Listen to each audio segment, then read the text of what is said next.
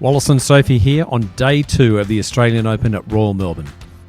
Soph, a completely different day today. Gone are the strong northerlies, in came the mild southwest winds.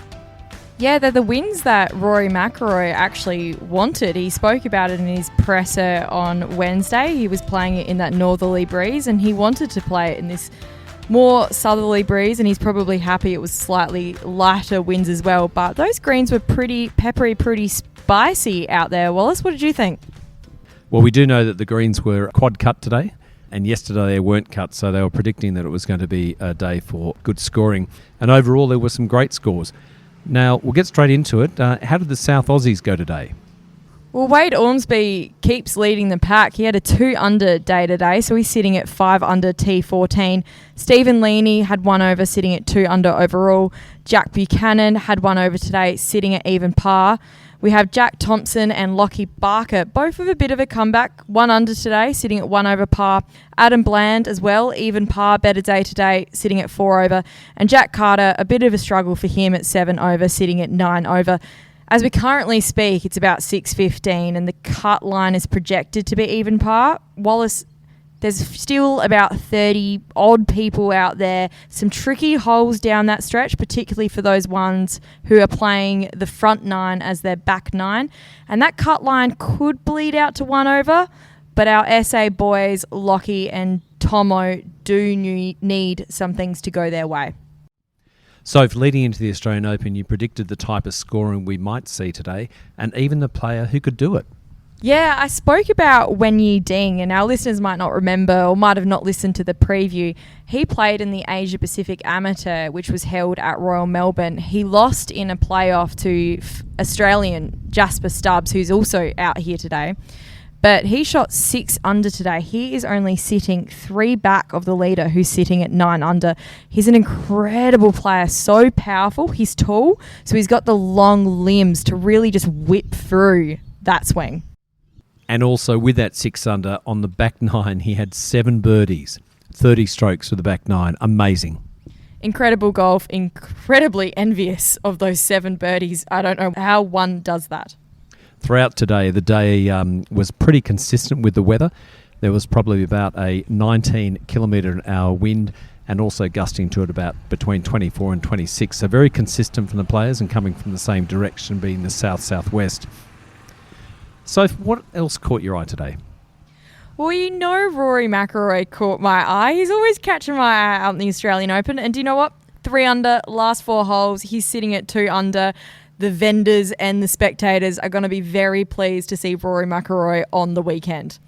We'll talk about the weather and tomorrow a little bit later. You were around the course today and catching up with several South Australian people. Yeah, there's so many South Australians here. It's really great to see. But the first chat that I had with some of our elite amateurs. We had Reagan Denton, who's just come off a win, I think, in Melbourne at the Next Generational Amateur. We also have Steph Keylock from the Grange and Sandy Creek as well. And then we had Lockie Oakes, a Kooyonga Club champ, and they were so grateful and maybe a bit scared when I came up with a microphone, but they spoke to me and they had some great opinions on the Australian Open. Sophie Hilditch here from Hooked on Sport. I'm with SA amateur golfers and outstanding golfers, Reagan Denton, Lockie Oakes and Steph Keylock. Reagan, what are you making of your experience at the Australian Open so far? It's so much fun, getting to see how the pros do everything, the way they warm up and how they go about their rounds and just how professional they are about the whole thing. You're learning a fair bit then? Definitely, yeah. Just going into a few, hopefully, professional events next year, just trying to kind of see how they behave and how they just really keep to themselves and they have just one goal in mind.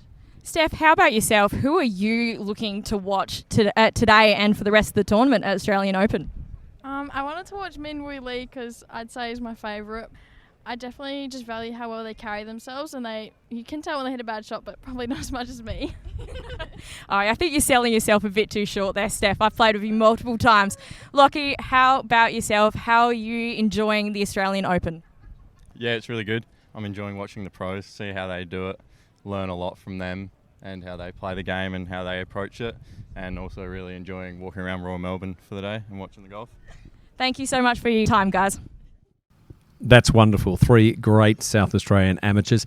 And you also caught up with some of the green staff. Some of our South Australian greenies are currently volunteering for the ground staff here at the Australian Open. I spoke to Ollie Davis, who actually won the Australian Sports Turf Managers Association Graduate of the Year Award, and that's what's got him his volunteering position here. I also spoke to Casey Clark, who was just lucky enough. He spoke to his Grange head superintendent over there, who happened to know someone at Royal Melbourne, and he's here and he's soaking up every single opportunity. The boys were great. I love speaking to them. They're having long days, so we're very lucky that they agreed to speak with us. But here's that chat. I'm here with Casey Clark and Ollie Davis, greenskeepers from SA, who are at Royal Melbourne this week, working as part of the grounds team. Casey is from the Grange Golf Club with Rowan Damond is the super, and Ollie is at Royal Adelaide with Nathan Bennett. Casey, Oliver, welcome to Hooked on Sport. Thank you for having us. Yeah, thanks. Great to be here. Ollie, from one Royal to another, what are the similarities and the contrast between the two courses? Yeah, it's a pretty eye-opening course. First time being here at Royal Melbourne, and just the different sort of layouts of the land and the way the golf course has been architected has really stood out to me. Casey, you've been involved in elite events at the Grange and Royal Melbourne. What do you see as the difference and similarities between the two events?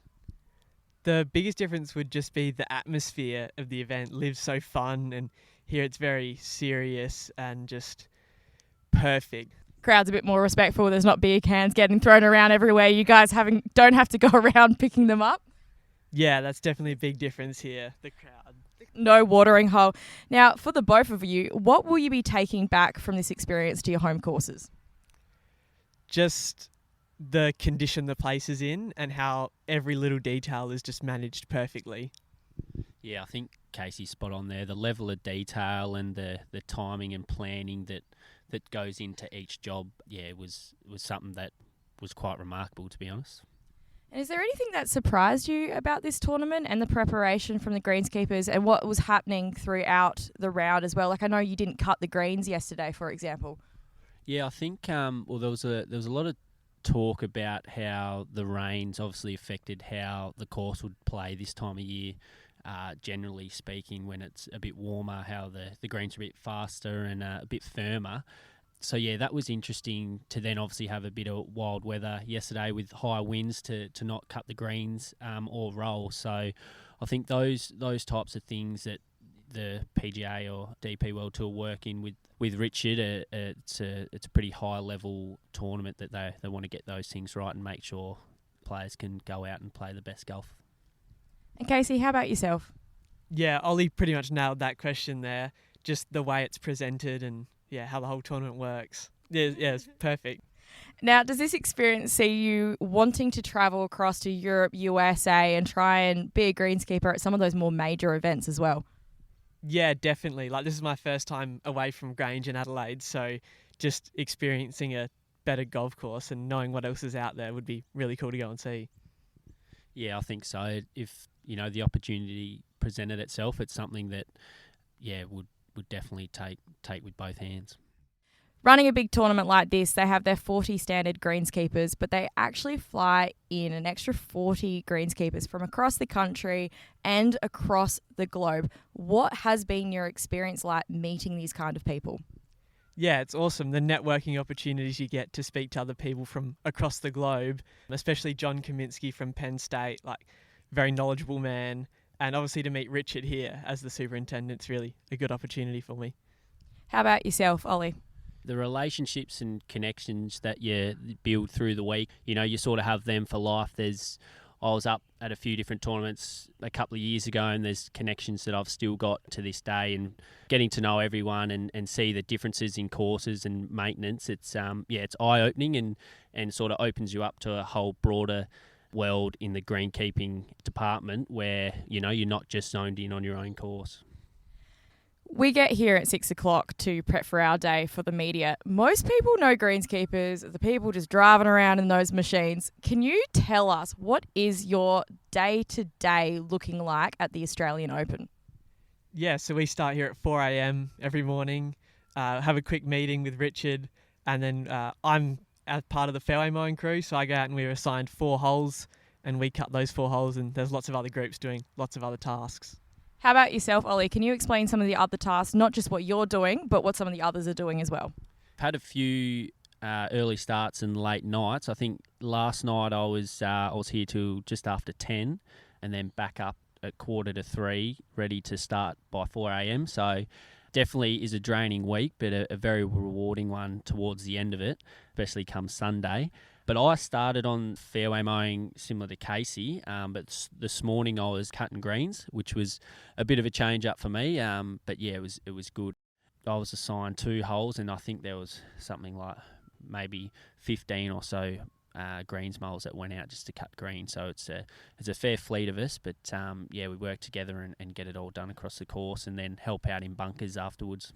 Yeah, so when the players are actually out there playing, are you having time off or are you having to keep on working throughout the day? So we're lucky enough as volunteers to get the day off during the day, but I know that some of their staff hang around and do other jobs that need to be done. But yeah, it's good to go and get a sleep. Yeah, I think the sleep is needed with a 4 a.m. start and an after 10 p.m. finish. Thank you so much, guys, for your time. We've loved having you on Hooked on Sport. You are playing a massive role with this tournament, and South Australia is so proud of you both. Thank you. Thanks so much. And Sophie, you also caught up with some of your friends. Yeah, well, I caught up with them for the entire day, basically, but I did then ask them if they would be kind enough to speak to me, and I'm so glad that they did. I spoke to my boyfriend, Darcy O'Neill, and my 2 best friends, James Woolman and Eden Hansen, and it was great to actually have an opinion from the 2 boys, and also a new beginner to the game of golf. She's here. She asked some serious, intelligent questions. She's got me questioning myself a bit around there, and I'm loving every moment with those 3, so it was great to have them on the pod. Here's that chat. All right, I'm here at the Australian Open with 2 of my bestest friends, newly engaged, James Woolman and Eden Hansen, and my boyfriend, Darcy O'Neill. We have been out there watching Rory McIlroy. James, you have played a lot of golf. You were a star amateur.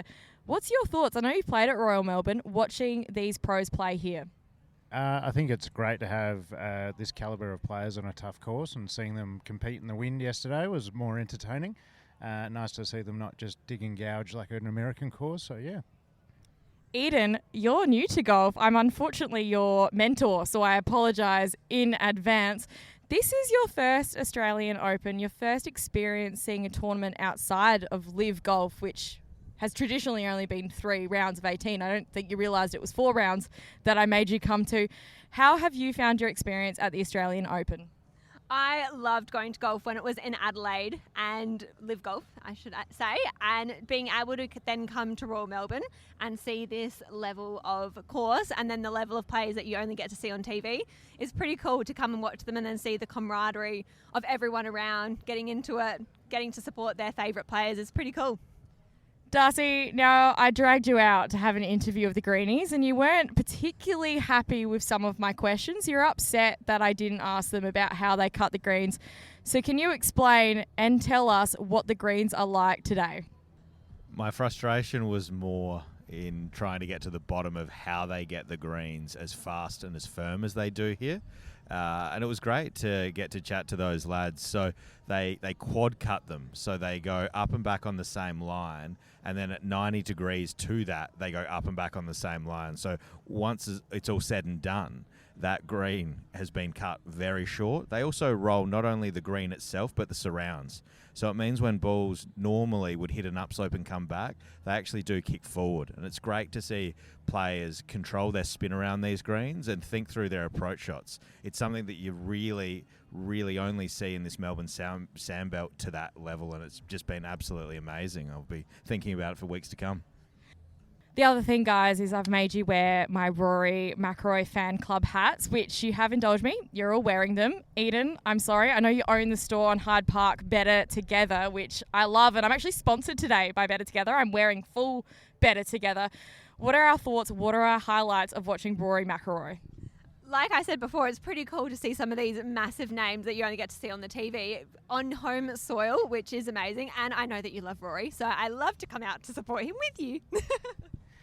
We're always here to support Rory, but he's much shorter in person, so I think I can still outdrive him. That's short and powerful. Yeah, he gets that club moving. Thank you so much, guys, for indulging me, coming on Hooked on Sport, coming with me to the Aussie Open. I love you all so much. It's been so much fun, and I can't wait for the weekend. Thanks, Soph. We love listening to the podcast. Yay! Always a pleasure. So if you've got some cracking friends, it looks like they're having a great time. I hope you enjoy the weekend with them. Now, tomorrow's moving day and shaping up to be an absolute cracker. Weather-wise, not so great. 14 to 23 degrees, high chance of between 2 and 6 millimetres of rain, potential thunderstorms, and obviously the wind's going to pick up as well, north to northwest, and also from west to southwest as well late in the afternoon. Now, the leaderboard at the moment is led by -9 with Daniel Rodriguez and also Rasmus Nygaard Pedersen. How are the Aussies going? Where our top three Aussies are Minwoo Lee and Minwoo Lee at 8 under, Cam Smith at 7 under, and Adam Scott is also joining Cam Smith at 7 under. I mean, we didn't actually think Cam Smith was playing that well, so we probably don't want to read back those tapes too bad, but he has made an absolute comeback, particularly today, shooting 6 under today. In fact, all the Aussies had great rounds. Minwoo Lee shot 6 under and Adam Scott shot 5 under. So I'm looking forward to seeing them out there. Thanks again. Cracking day, Sophie, and looking forward to tomorrow. I am so looking forward to tomorrow. Like you said, Wallace, we might have a bit of rain, which means those greens might soften up a bit. I reckon our bigger hitters are going to take driver a few more times, and they might be able to get a few more birdies on moving day. That is extremely exciting with a tight leaderboard. Wallace and Sophie, signing off from Royal Melbourne.